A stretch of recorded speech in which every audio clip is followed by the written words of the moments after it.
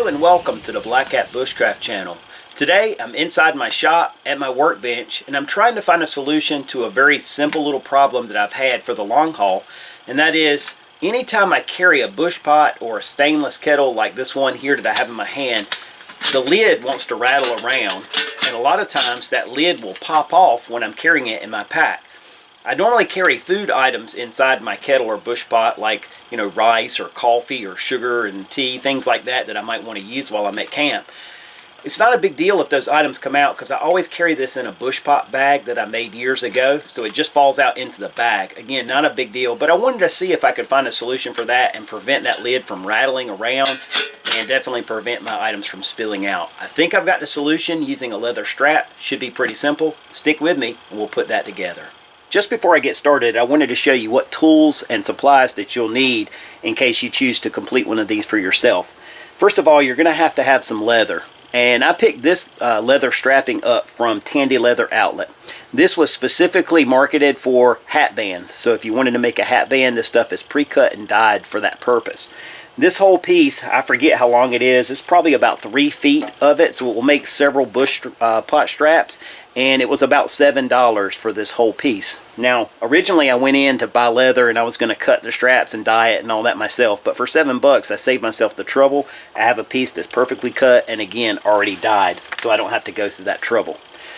You'll need something sharp that you can cut the leather strapping with. A lot of times when I'm leather working, I'll use this Mora carving knife, but I also have a razor knife right here, so you can use any sharp blade.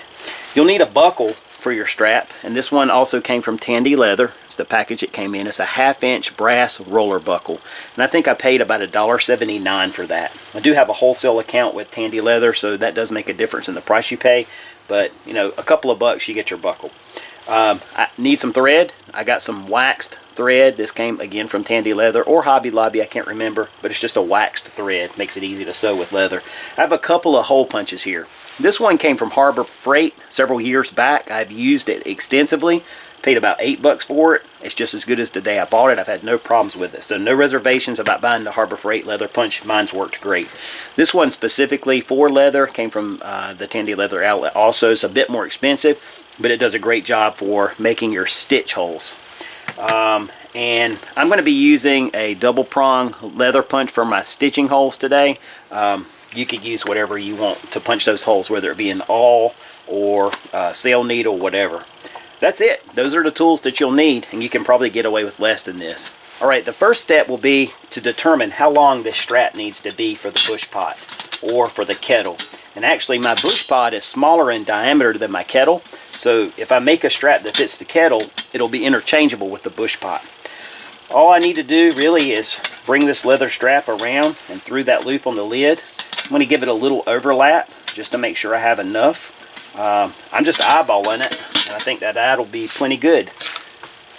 At that point,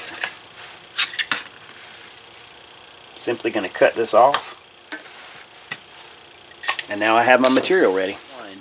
Alright, the next step is to poke a hole in my strap that my buckle can fit through. Alright, and to do that, I'm going to use this Harbor Freight punch. I'm going to set it on the largest setting here, and hopefully that'll work. Again, you could poke this hole with anything that you wanted to, be it an awl or whatever. And I'm just eyeballing everything with this. I'm going to eyeball the center of this strap. I mean, as a bush pot strap, nothing has to be like ultra scientific here. Alright, I'm kind of learning on the spot here. Hopefully you can see what I did. I had to punch another hole, sort of like a keyhole effect there, so that the buckle would fit properly. I also cut a little slit on either side of the hole, just as like a little relief cut. But now, when I put this buckle up there, it really fits nice, and there's no binding against the leather. It's not bunching up. I'll show you what I mean. So now, the buckle really fits nice. Much better just by making that extra punched hole. Alright, the next step is to simply mark my holes where I'm going to sew. And I'm just basically going to do a box here with this. And again, I'm eyeballing everything. Alright, now that I've got those first 6 holes punched, I can use those holes as my template just by folding this over and marking where I want my next holes to go.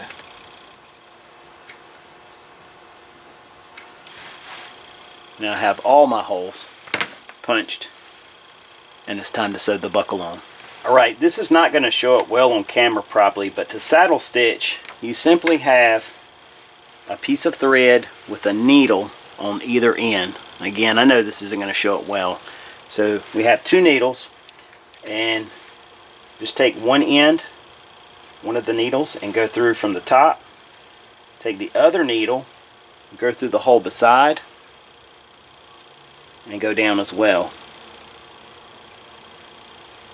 Just like that. And I get my thread kind of centered up. So you can see what I have there. Going through the top, creating my first stitch. Right now, I'm going to take the needle on the right and go up through that hole that the needle on the left is coming through. Sorry, I know that's a little confusing. If you're not sure how to saddle stitch, it's definitely something you can look up on YouTube.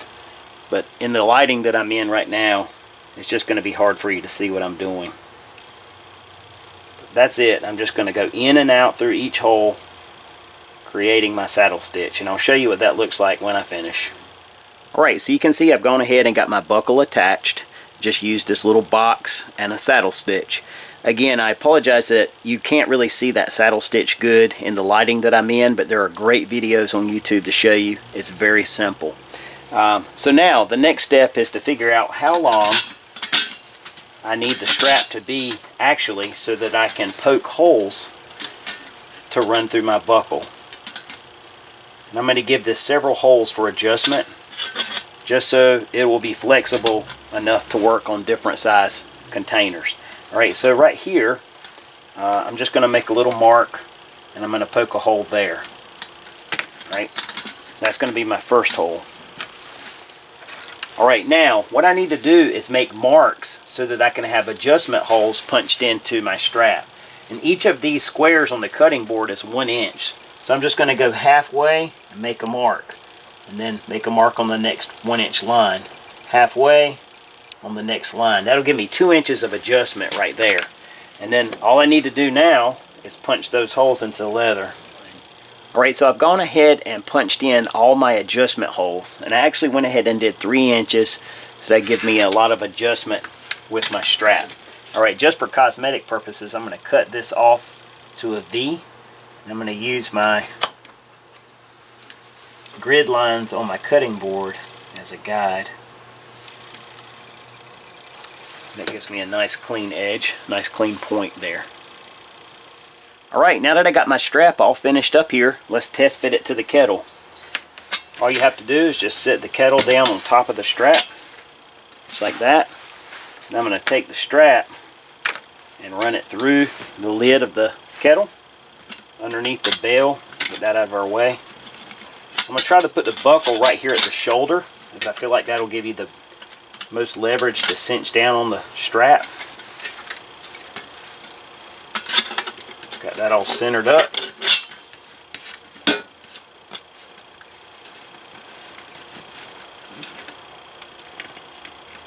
Alright, it's nice and tight. Now just fold down the bell, and that'll help hold this excess leather in place. I could also trim that off with no problem. And that's it. It's a nice tight fit. Looks nice, I think. Very secure. Not going anywhere. I'm very happy with that. And now when I put food items and things like that in my kettle, I don't have to worry about it coming out or spilling all in the bottom of my bush pot bag. Alright, so you guys can see it's a fairly simple solution to a fairly minor problem. But it's something that has bugged me over the years with my bush pot and my kettle with that lid. And so I figured I'd just come up with a permanent solution.